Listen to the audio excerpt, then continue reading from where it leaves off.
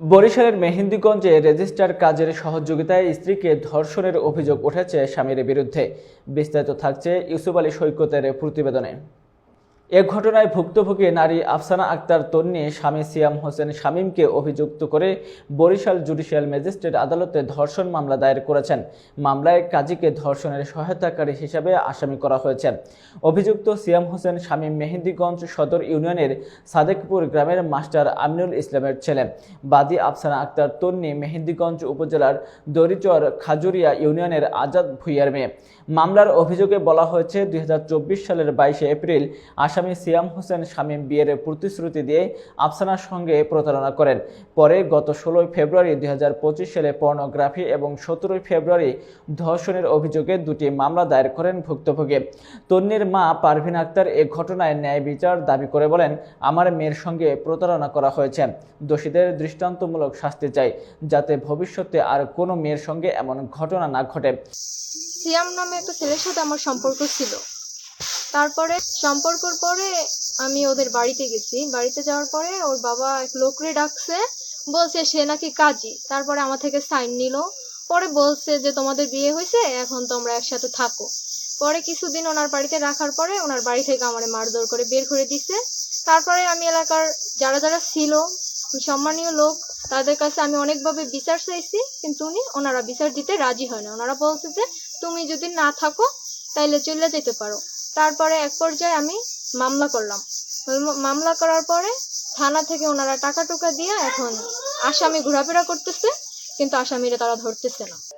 পরে আপনি কি করছেন? পরে কিছুক্ষণে এত মাস ধৈর্য ধরে থাকছে, এখন মামলায় গেছি। যেখানে বিচার পেয়েছি সেখানে বিচার, গ্রামে বহুত বিচার চাইছি, কেউ বিচার দেয় না। গণ্যমান্য সবার কাছে বিচার চাওয়া হয়েছে।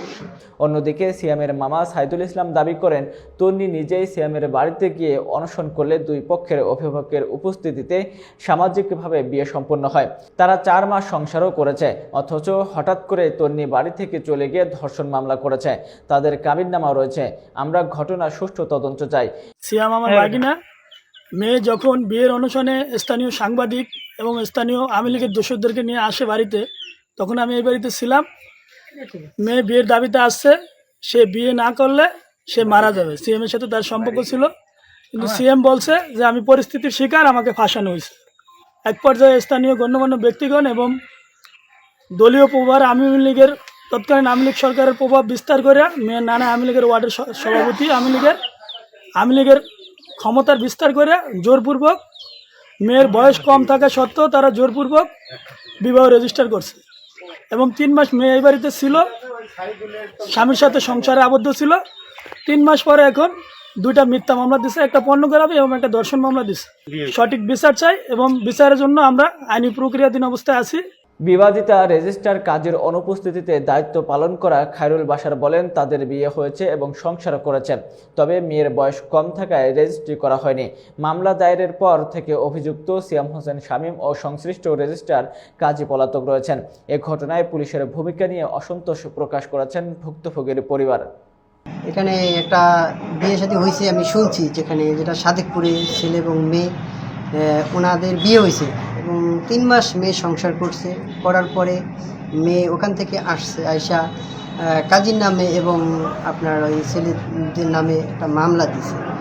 আসলে কাজী তো আর বিয়েতে ছিল না, বিয়ে পড়ায় নাই কাজী, কিন্তু কাজী তো নির্দোষ। এখন এটা আইনগত সে ব্যবস্থা নিয়েছে, এখন বাকিটা। যেহেতু এই ধর্ষণ আর পর্নোগ্রাফির বিষয়গুলো নিয়ে মামলা চলমান, তো বাদী পক্ষের একজন আইনজীবী হিসেবে মামলার বিষয়ে তেমন কিছু আমি বলতে চাইছি না, কিন্তু শুধু এতটুকু বলছি যে মামলা হওয়ার পর বাদী পক্ষ এসে আমাকে জানায় যে তাদেরকে নানান ধরনের হুমকি দেওয়া হচ্ছে। ইভেন এমনও বলা হয়েছে যে তারা নাকি উকিলকে সহ মামলায় ভাসাবে। তারপর বাদী পক্ষ চেয়েছেন, তাই আমরা পরবর্তীতে 107, 117 ধারার একটা মামলা করেছি।